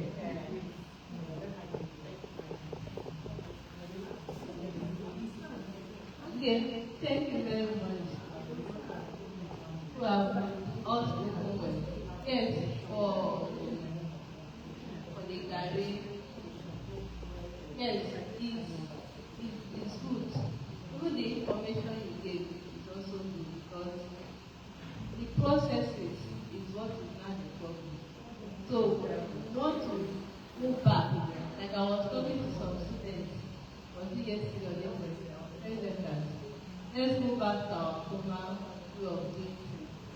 Now, yes, even the garden, the processing, the chaff. If there's a way we can even do the garden without having the chaff, it's preferable than even eating wheat. Do you understand? If there's a way we can process our food without removing the chaff, it's preferable.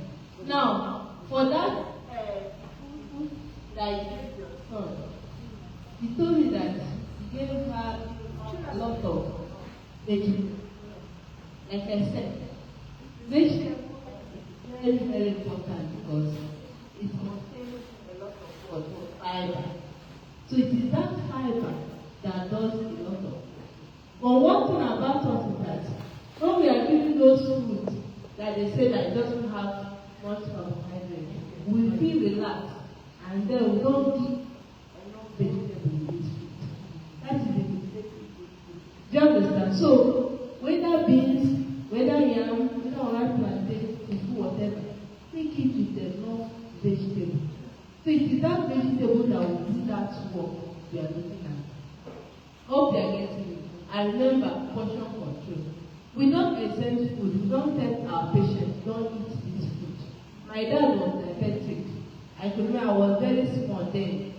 He was frustrated because then I don't think diabetic have even grown up to today. That time was when they would tell them, don't eat anything carbohydrate. So he was the type that eats like enjoying himself. He adds a lot of sugar to his food. Rice, plantain, and all that. But they included all these foods from him. Rice, yam, plantain, everything. It was just only wheat. And then there's one we normally go to the farm to go and get. I don't know, I've forgotten the name. They would pound it, squeeze out the water. That was what he was drinking. For a very long time, he even had stomach. He gets to gangrene. The toes removed. It was as bad as I was so little then. But I know that I was seeing the frustration in his face. At the point, he became angry. He was like, I've made money. Now I cannot eat my hard work. So he was angry. He told us to give him everything he wants to eat. He started eating yam, rice, all those things. And then the sugar spike and all that. And today is no more. It didn't last. Do you understand? Because of this. But now, the research has gone so far that if you are diabetic, you can eat anything you want to eat. But what is the quantity? So it now depends on the quantity you are eating. And then how you are combining it. So if you're able to combine it well, you get the perfect result. And then, yes, the fiber. We sell it in UPCH. We also have one from tiger nut chaff. We sell it, we give it to our patients. Most times for inpatients, when we make this garri, we call it fiber garri. We use it to feed our patients. We're like, is that what? We told them that it's not wheat to this garri. They will be surprised. It's not wheat, it's garri. And yet it's reducing. Now look at what the fiber does to our fiber does not just regulate the way the insulin and the glucose is absorbed. It does not just slow down the absorption rate of the glucose. It also helps to fill the bulk. Like what it says, she had a lot of baby so that she feel full. So that quantity of, for example, we want to eat garri, and now this is one cup of garri. When you make it and eat, let me say, you might not be satisfied. Do you understand? Now, with that fiber, you can reduce it to this half cup, and they ask you to add extra, maybe 5 tablespoons or even this amount of fiber to that garri. Now, that fiber has what? Increase the bulk. And then when you're eating it, you eat it with what? Vegetable soup. Now, you see that after eating it, you feel full a longer time. Thereby not consume so much carbohydrate. I hope you are getting it. So by so you see that the sugar level will be at a normal rate. But when you eat, it doesn't have carbohydrate, eat beans, eat plenty. Because you know that it's protein, you eat plenty of beans. The sugar level will go up. We wonder what is happening, but I ate it did not go up. When you eat the beans, eat it with a lot of do you understand? So that chaff is very good. We give it to our patient. But the one from tiger nut, the one from pap, yes, you can add it to your garri. So there's no point wasting money to buy rice plantain flour or buy wheat flour. Because most times diabetic patients, I don't have money to buy wheat. Who told you that start with your sugar level is not under control? Do you understand? So with garri, you can eat any food. And without fiber, you can even eat any swallow of your choice. You can use it to eat your plantain flour, you can use it to eat your semo. Any swallow with that fiber. So it makes you to eat variety, which is what we are talking about. We eat variety, not just one particular food over a long time. Do you understand? Thank you.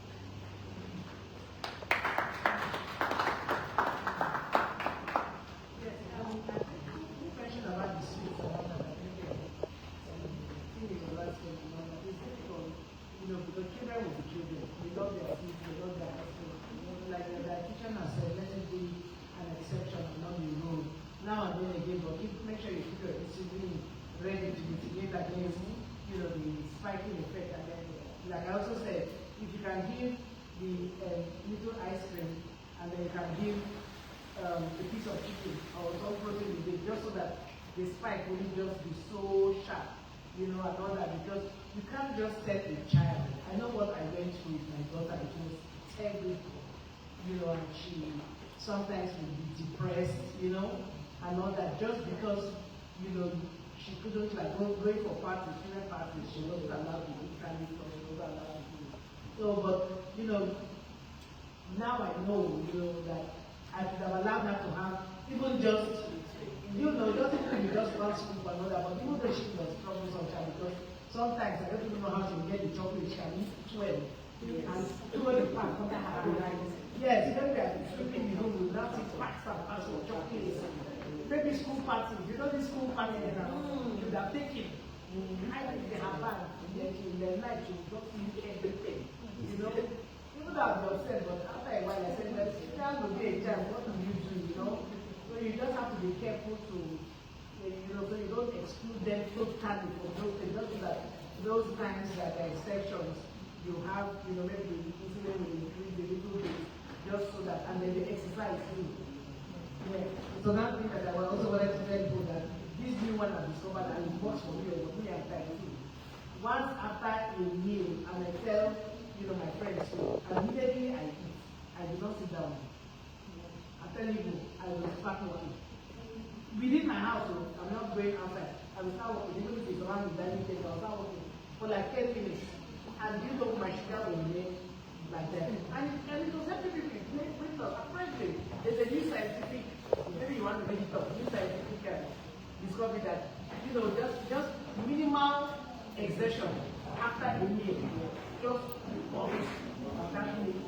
yes. So that's for children that are active about that. So after they eat it, just after like 2-3 minutes, let them go, whatever they do, let them do it, they will keep their sugar, so they need to be active. Let them not be couch potatoes or their phones, doing phone, working. Let them be active outdoors, so that after a meal, it will help. It will help them. Any other question?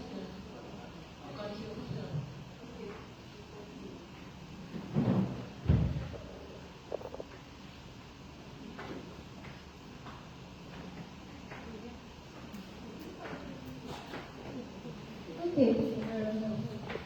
In terms of fruits, I understand that for apple, we have two types of apples. We have the one that is a very sweet. Now, golden delicious. But the one for diabetic patient is called sweet. So I think that one is very good. I said, in terms of fruits, talking about apple, we have two types. One for diabetic patient and the other one is for normal person. Yes. So the one for diabetic patients is called it's giving you shape. Yes. But it's not sweet, it's not sweet.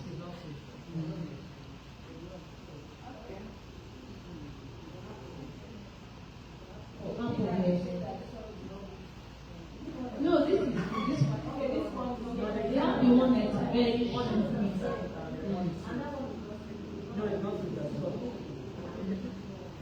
like this one now is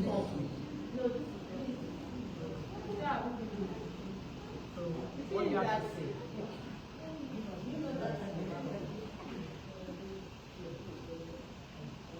What I have to say is that food should be enjoyed and not a punishment.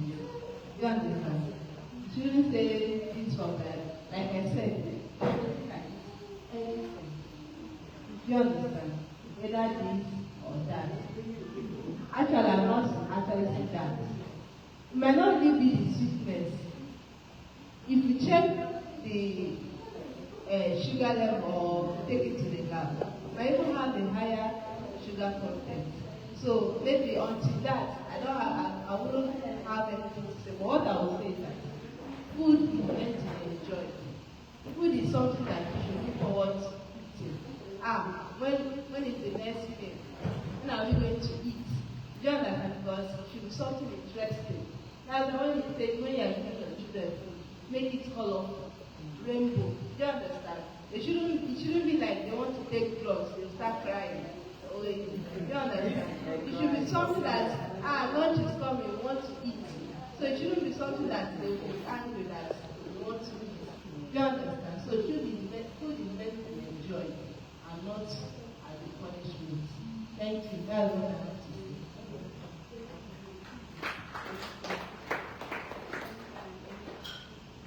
Everybody say something. Ask your questions now, please. Because this is the forum now to ask all your concerns about your food and any other thing. You know.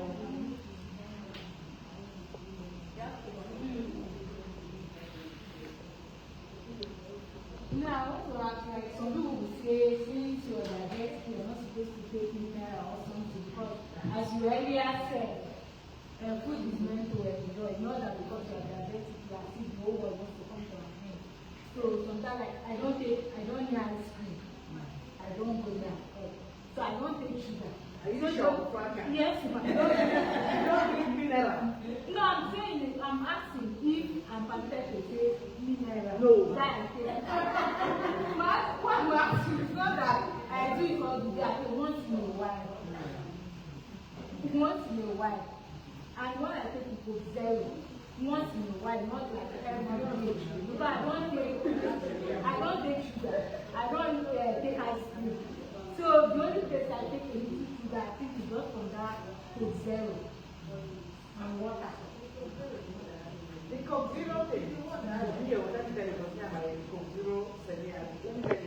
is not the spiking of the sugar, but it mimics even the normal Coke.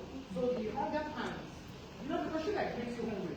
Yes. So if you make you hungry, and then you invariably go and look for something sugary, they're not supposed to eat it. So it has that same effect, whether you're sugar is spiking or not. It mimics the same cravings that you get from having regular normal sugar, and then you will invariably go and look for something sugary to eat. So it is not good. Okay, let me say something. Me too. I like sugary food a lot, especially for chocolate and all that. When the last 4 months, I haven't taken anything that has sugar. And one food that I hate is pawpaw. I hate pawpaw, like, I don't eat pawpaw. But because of some particular condition, I had to run away from pineapple because very acidic. I have acid reflux, but I can't even take it. So I fell back on pawpaw. And the first thing that struck me was, I took it with oats. And I was like, why are there sugar in my food? Because the pawpaw tasted so sugary in my mouth.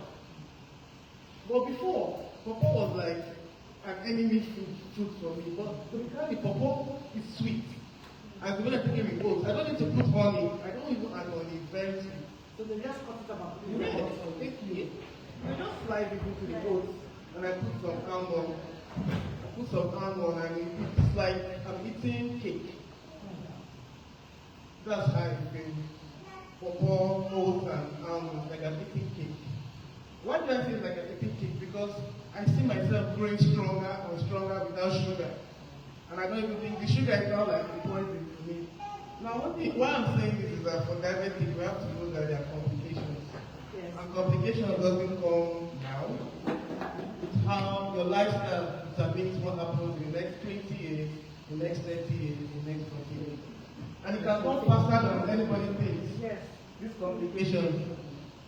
So, my advice is, you don't need that sugar. That is the sugar. That is unhealthy sugar. Take it in fruits instead of minimal quantity. We've been advised that banana is also has a high glycemic index, so don't take much. It's hard though, but just endure because you want to live age healthy. Not that we're aging and we're still dealing with complications, cardiovascular issues, food ulcers, just name it. You don't want that for anybody. So your nutrition determines how healthy you will go in the next 30 years as you get older. So let's stay away from those high cake, ice cream. But it's harder for the children. It's harder for the children because they'll see their parents eating it and they are not eating it.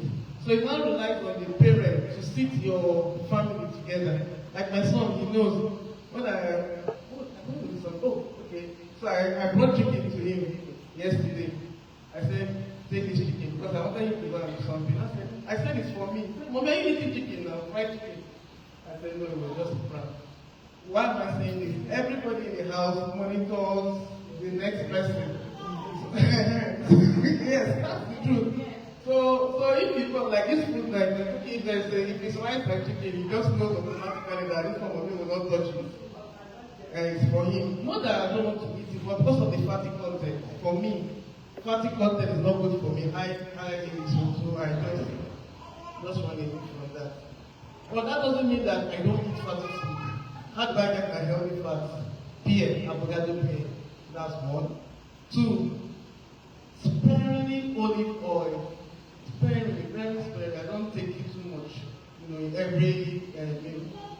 Now, my own advice to parents is that you need to be open in conversation with the kids in terms of your financial capability to do a lot of things.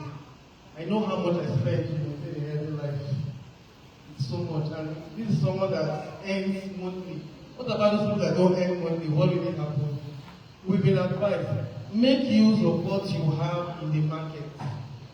Use your vegetables. It's expensive, but it will fill the child, and the child will grow stronger.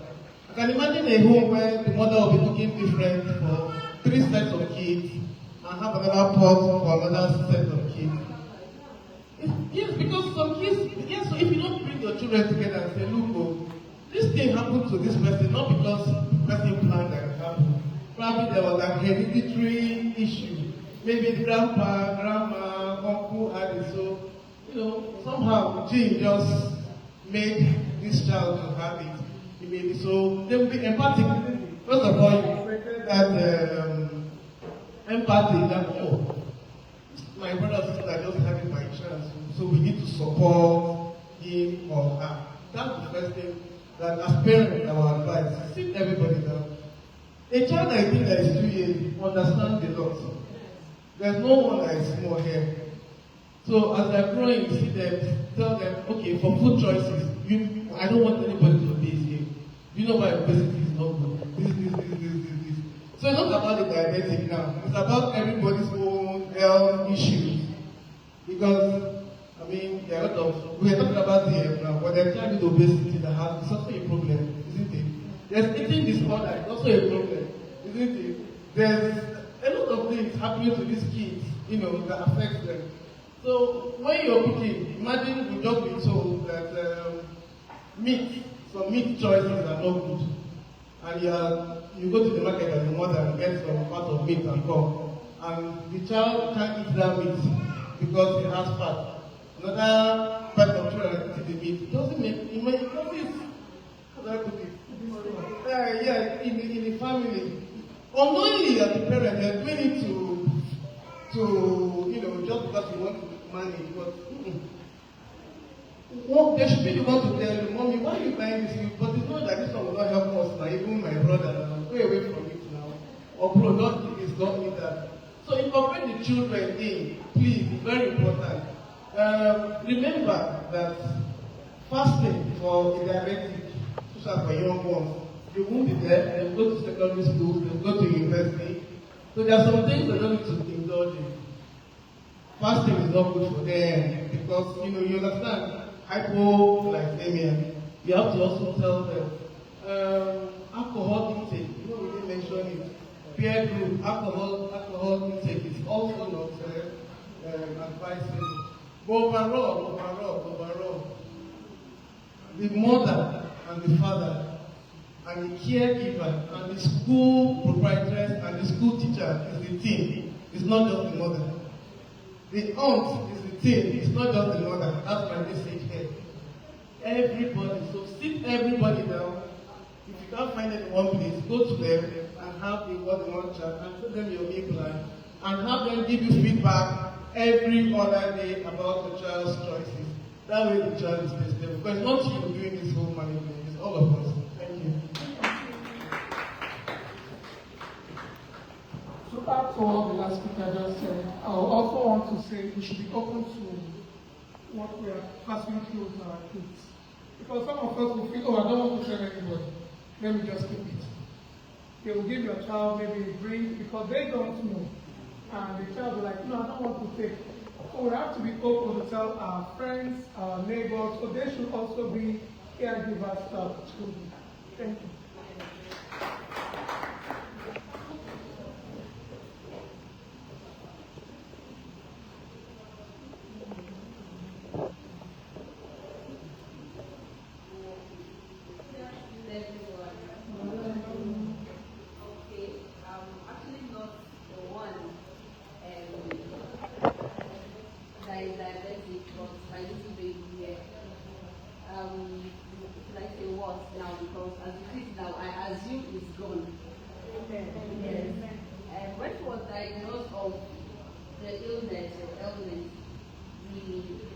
I was panicking.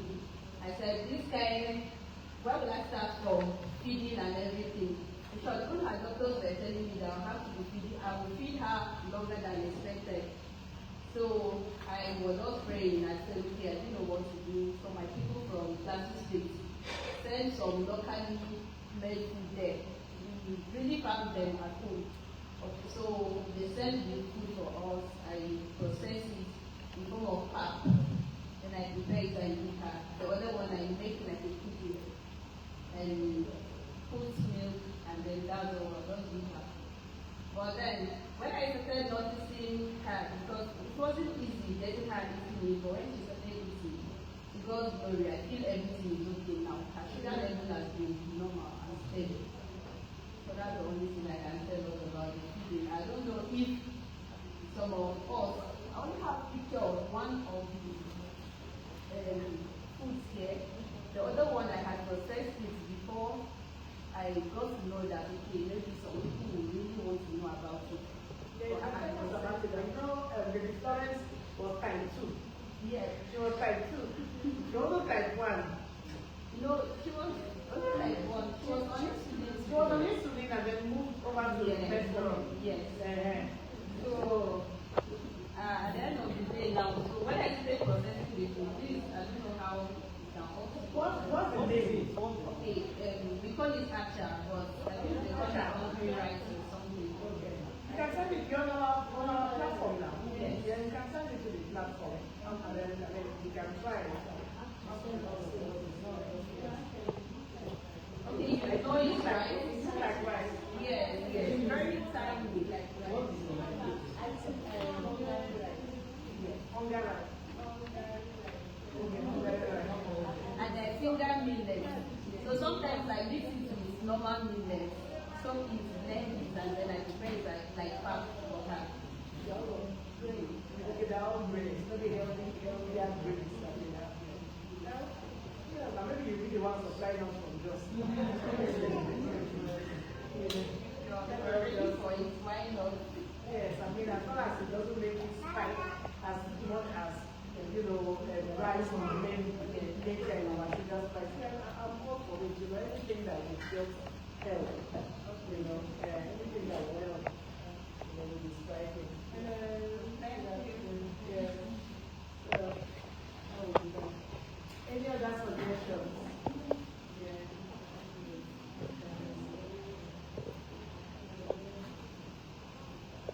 Okay, I just have just little things to say. When I talk about enjoyment, it depends on what you see as enjoyment. Most times, most people think that enjoyment is eat sweet, drink alcohol, smoke. That's what people think as enjoyment. And when you tell them, don't do this, today I think they are looking for fun aspect. But then I tell them, those things are not enjoyment. Healthy food are.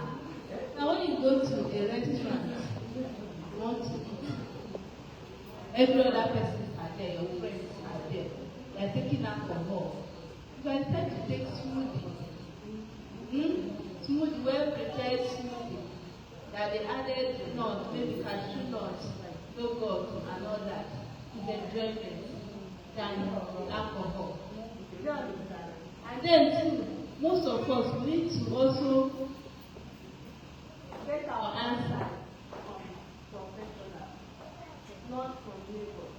Yes. Because our neighbors, once we just look back and say, I'm diabetic, you see more than 101 persons that were advising on your diet.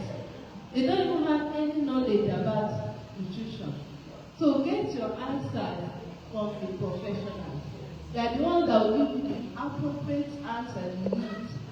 Or sometimes, I beg, I have diabetes.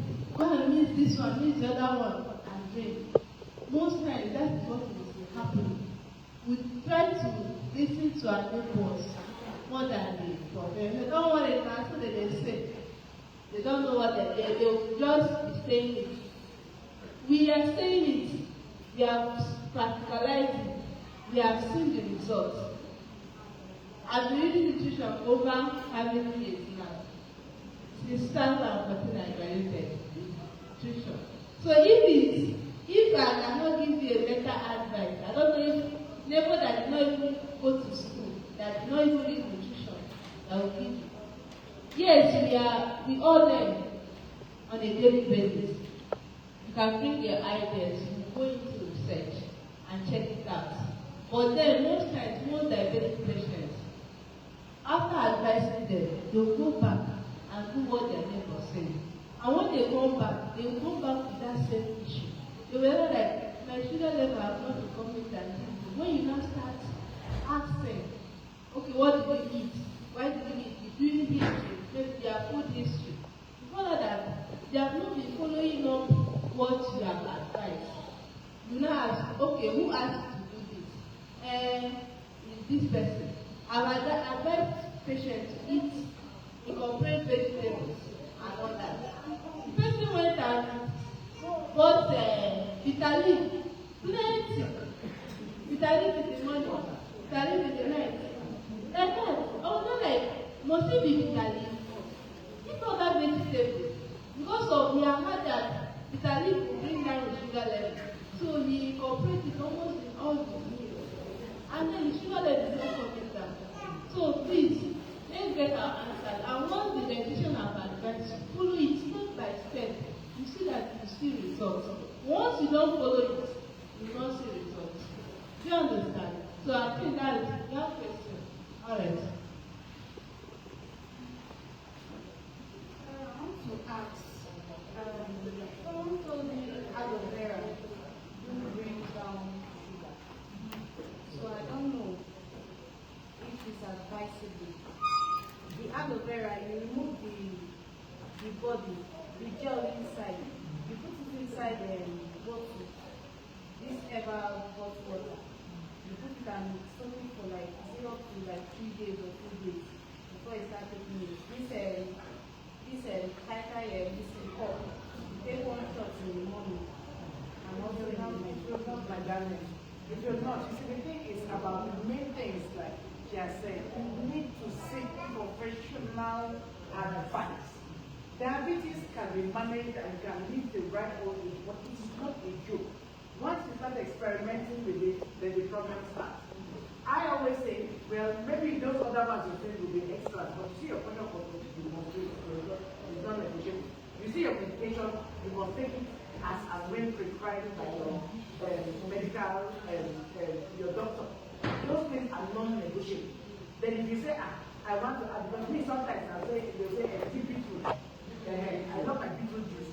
So, but my beetroot actually, helps a little bit, but I'm still taking my medication. I'm still doing my exercise. So any other thing is an extra.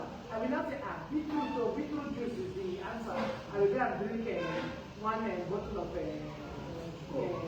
Coke or drink 1 cup of ice cream. No. And then drink beetroot juice. It's not going to work. Beetroot is just an extra. In fact, it's like recreational for me. Just like instead of drinking directly, let me drink my beetroot juice. So that's why I replace my craving for my substance. But my medication, I must take it regularly. My blood sugar testing, I will do it.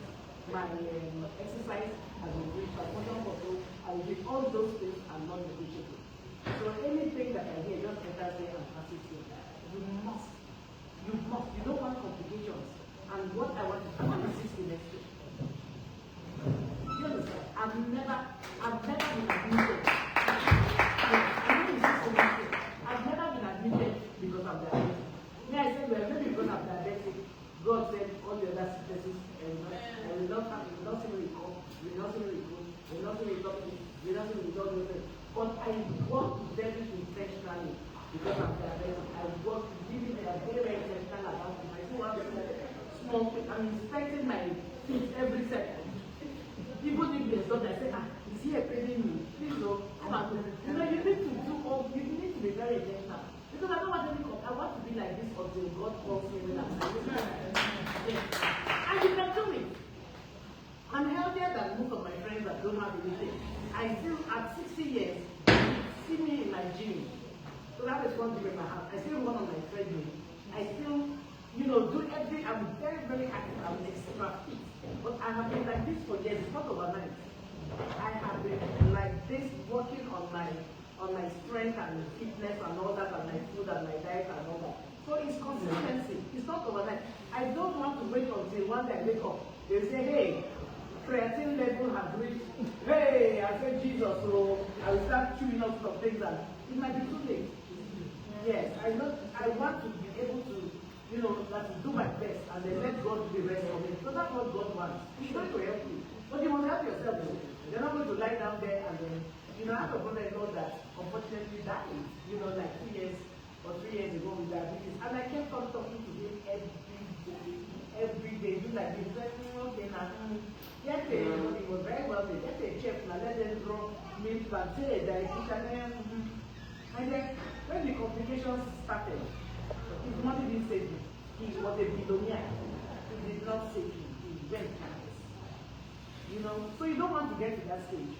You need to prevent it for as much as possible. Don't do the correct things, go and see your dietitian regularly, your doctor regularly, this one, your testing and keep it. It's an expensive, you realize.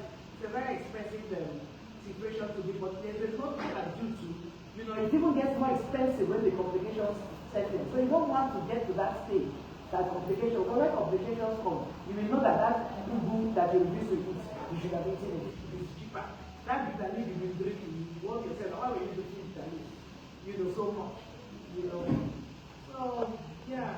So just try to avoid to one of those complications. And it can be done. It can be done. So, like you said, please don't practice that. It's herbal. Like I said when I was talking about cooking, putting your cooking into so much work. Before you know it, kidney will break down. Most diabetic patients, they come down majority of them because of doing this, doing that. We are just too lazy to eat. This thing is just very simple. Portion control. People just want something that they just drink overnight and the sugar level is low. It doesn't work that way. Like mommy said, just follow it to sugar level is low. Alright, so thank you. And you know, you have to be careful what you ingest. Because you really don't know like my brother, no one eventually, finish him up. When he was not ill and all that, they said, there's one guy in Abua, they will mix one thing overnight. He took it. Actually, Abua, it's your food though. He took it. And then, before things are shutting down. You understand? Things are shutting down. So you what to ingest. You are very careful though. No matter what you tell me, if it's not scientific, I'm careful. Because people that are mixing these things, these alternative, medicine and all that, they really don't. They just put it together, and then it will affect your organs. Things will be shutting down, and but they're not topical things that you say, okay, just what you say. You are ingesting it, you're drinking it. You don't know, the constitution. Be very careful, please. So please, too much of everything is bad, so just moderation and portion control. And if okay, just try the portion control, and if it's too high, like Victor's mommy said, if it increases, then reduce it a bit and add more of the veg and then see what happens. I'm sure that will bring you down a bit, remove it one day. Food is about experimenting. It's just about experimenting. And really, what works for her and not work for you. You know that it's not as if it's a clear cut rule that because it works for me. But your own body, the composition is different. So you need to just balance it and experiment it. Okay, this one is working, that one, I'll take this other. And that's why she said you need a food diary. That helps too. So everything that you eat in that day. So when you have your food diary, you will now know the one that's spiked and why it's spiked. And then you're not going to, like you said again, you're not just going to look at that meal, you look at what came before that meal. Maybe that one has already started disturbing you before you eat the next meal. It's not rocket science, but it is doable. It is doable. And here that we don't have we're just managing with our taste and all that kind of thing, but living outside the country, like my daughter, she doesn't do her testing. She wears the test code. So that one does the test for her. So she just I need to take a meal, my sugar is dropping. It just shows her. Even on her phone, it comes from her mobile phone. Yes, my sugar is dropping, I need to eat now or something. So that is so much easier. So I pray that I pray that people will help and the government will get better so that some of these technology can come up. So for children, it will be fantastic. And they don't need to do their blood testing. They will just, even you as a mother on your phone, you can see what is happening to your child when the child is in school. That the sugar is dropping or the sugar is spiking, and all that. Because it just tells you on your phone, So just pray that they get to that stage where you have some of those things just to make life easier for the children.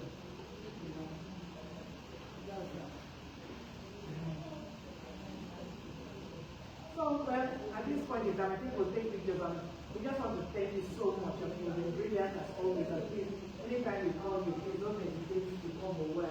The small foundation just trying to touch lives and bridge the gap, and we have a lot next year that we're going to do. We're going to have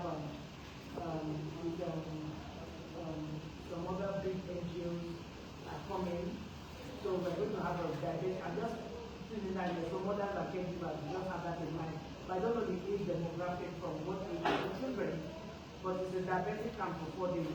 So the children will be without their parents for 4 days, where they will teach them a lot about both, testing and how to use this one, and even to, train caregivers and a lot of things going on there. So I think sometime in August next year, that's the major event.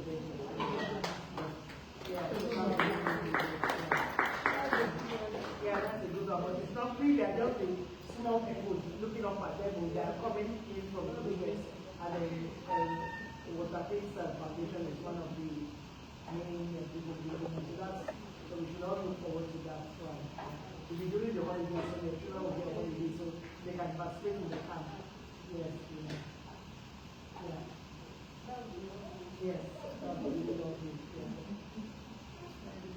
Okay, so thank you very much. And as we go, I don't know, they have something to eat. Yes, we have some little things. We have a few, not much, we have a few festivals, but we have lactose insulin that we're going to give to children. So lactose, please bring out the lactose insulin. We're doing lactose. We realize that insulin is so expensive. Yes, now. expensive. Yes.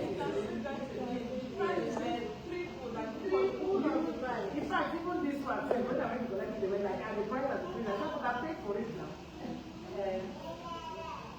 They should look at this. Give them one. And please, on the platform, people you participate more. We need to know what is going on with you people. Everybody, has their different issues. We know that, but whether we can help or not, but we need to know what is going on with you. But don't be a stranger. It's only when something has happened, you say, your doctor or your eye and all that. Don't be a stranger. Let us see, please. Put it out there on the platform so that we can advocate for you and see, how we can come in. All the time, please. Even the meals fighting and all that kind of thing. Put it on the platform. I can get in touch with that and say, see, this is what's going on. And we have a new plan for social and social, and all that.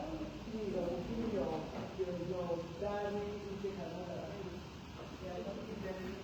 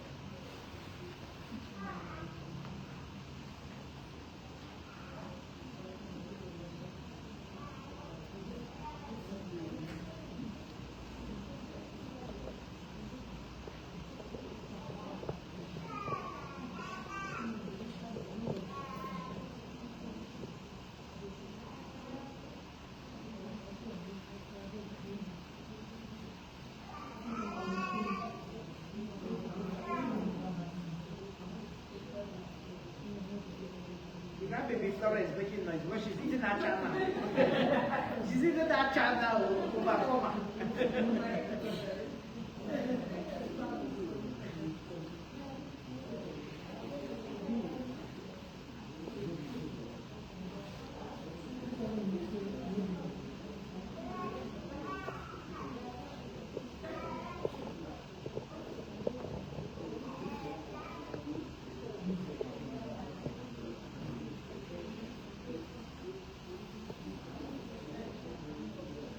Just for children,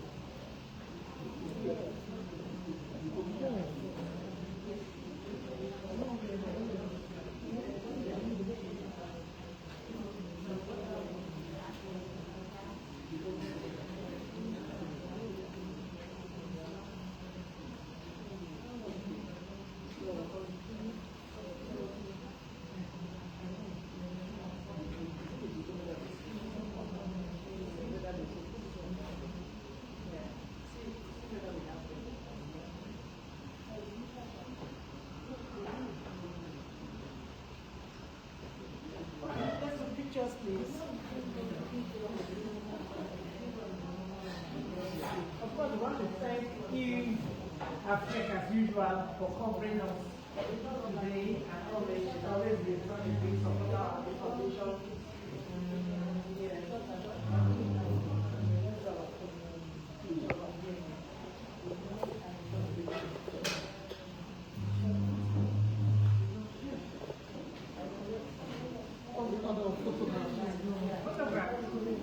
Maybe the facilitators, yes. The facilitators first, and then the people with uniform, and then everybody.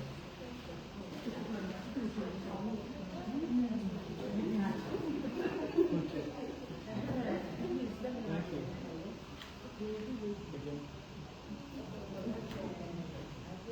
So they said people with uniform. Okay, everybody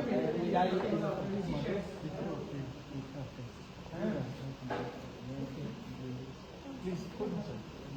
Okay. And they will come after me. They will come after me. Hello, ma. Yeah. They join after me.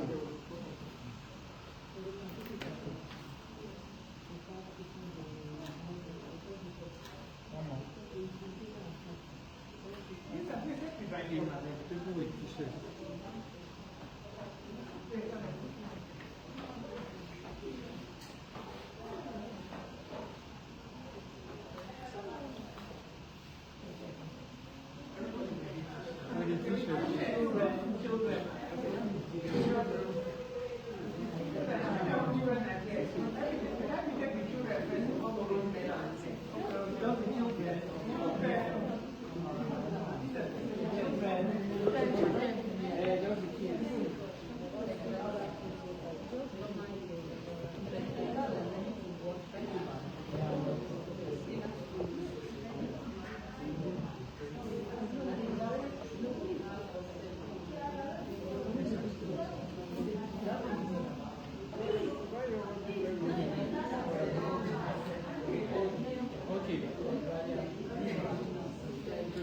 Remain there.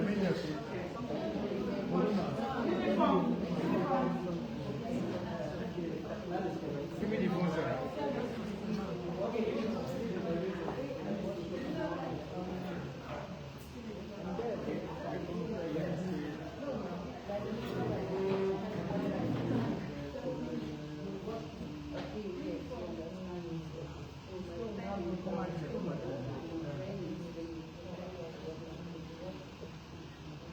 Okay, hold on. Let me take mine. Again. Thank you. Everybody. Moms. Mom to the partner of the house.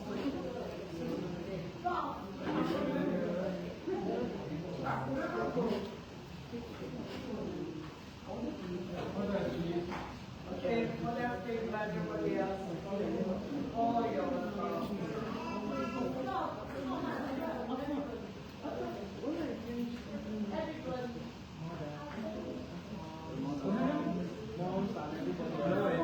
Sit everybody. Let me get.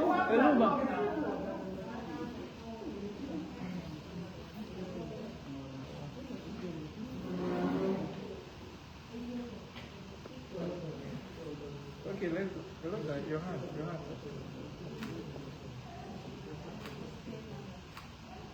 Okay. Everybody. Let's see if we can. Everybody, I want to Go and go.